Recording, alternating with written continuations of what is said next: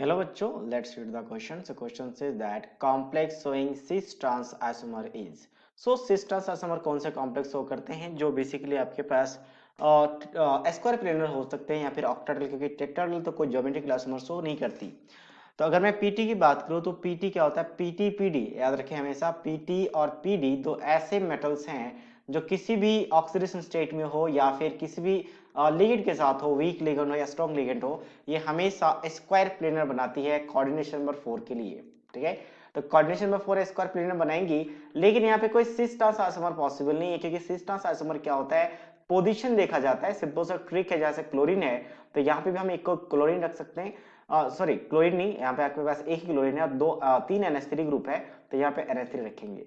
अब यहाँ पे हमने क्या किया, NH3 रखा और इस पोजीशन पे भी एक NH3 रखा हुआ है। तो यहाँ पे देखा जाए तो 90 डिग्री पे NH3 है, और इस जगह पे देखा जाए तो आपके पास क्लोरीन और NH3 एडजेशन में भी है और 180 पे भी है, मतलब 90 पे भी है और 180 पे। तो सिस ट्रांस तब पॉसिबल होता है कि एक बार 90 पे रखे दो ग्रुप को और एक बार 180 पे रखे, बट ये ऑलरेडी 90 180 वाला कॉम्बिनेशन शो कर रहा है, मतलब हम इसको डिफरेंट अरेंजमेंट नहीं बना सकते, तो ये आपका ज्योमेट्रिकल आइसोमर शो नहीं करेगा, तो सिस ट्रांस पॉसिबल नहीं है।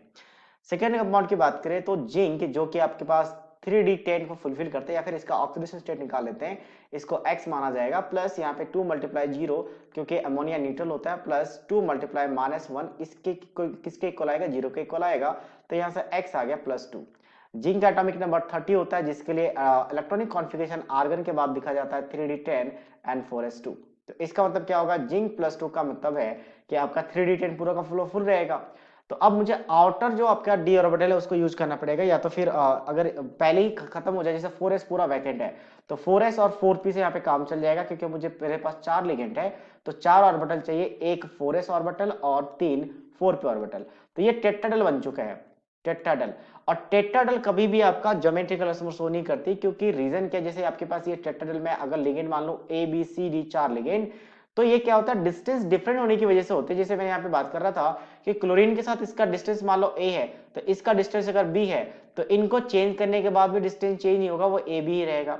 और यहाँ की बात करें, मान लो इन दोनों के बीच का डिस्टेंस x है, तो टेट्राहेड्रल होने की वजह से b और d के बीच का भी डिस्टेंस x ही है, मतलब c और d को मैं एक्सचेंज भी कर दूं तो डिस्टेंस चेंज नहीं होगा b से, क्योंकि ये आपका 2D रिप्रेजेंटेशन है, बट एक्चुअल में ये 3D में होना चाहिए, क्योंकि आपका ये क्या टेट्राहेड्रल है, 3D स्ट्रक्चर होता है, बट हम लोगों ने 2D में इसको रिप्रेजेंट किया हुआ है, इसलिए ऐसा दिखता नहीं है, बट एक्चुअल में ये दोनों का डिस्टेंस सेम है, इसलिए कभी भी कोई टेट्राहेड्रल ज्योमेट्रिक आइसोमर शो नहीं करती।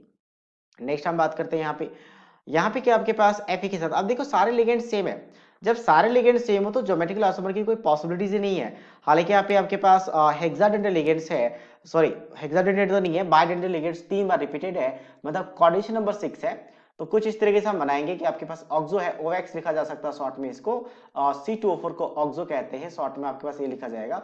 तो कुछ इस तरीके से यहाँ पे कनेक्ट हो गया, दूसरा हम यहाँ पे OX को कनेक्ट कर लेंगे, और तीसरा यहाँ पे आप OX को यहाँ पे कनेक्ट कर लेंगे, क्योंकि आपका बाइडेंटल लिगेंड दो जगह से कनेक्टेड होगा।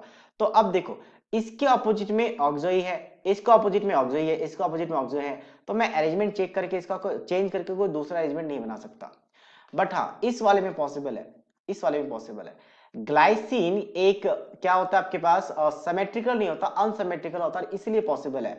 ग्लाइसिन की बात करें तो ग्लाइसिन कैसे कनेक्टेड होगा, जैसे आपके पास यहाँ पे कोबाल्ट है, तो ग्लाइसिन में एक तो ऑक्सीजन पे नेगेटिव चार्ज होता है, फिर आपका यहाँ पे CH आएगा और CH2 आएगा, फिर आपके पास एक और यहाँ पे हम क्या लेंगे, नॉट सॉरी CH2 नहीं आएगा, C डबल बॉन्ड आएगा, फिर यहाँ पे CH2 आएगा, यहाँ पे NH2 आएगा। तो ये कैसा है, ये आपकी अगर हम बात करें तो अनसिमेट्रिकल है। तो यहाँ पे एक और अगर लिगेंड हम ले लें, और याद रखें कि बाइडेंटल लिगेंड्स हमेशा 90 डिग्री पे कनेक्टेड होते हैं, 90 पे, 180 पे नहीं हो सकते, ये ध्यान रखें। तो यहाँ पे हम NH2 लेंगे, और यहाँ पे आपके पास सिंगल बॉन्ड के साथ एक क्या आ जाएगा, कार्बोनिल ग्रुप आ जाएगा कुछ इस तरीके से, और फिर हम यहाँ पे CH2 के साथ इसको कनेक्ट करेंगे। तो अब ऑक्सीजन के ऑपोजिट में ऑक्सीजन है, और मैं इसको चेंज कर दूं तो नाइट्रोजन के ऑपोजिट में ऑक्सीजन रहेगा, तो अरेंजमेंट चेंज हो रहा है।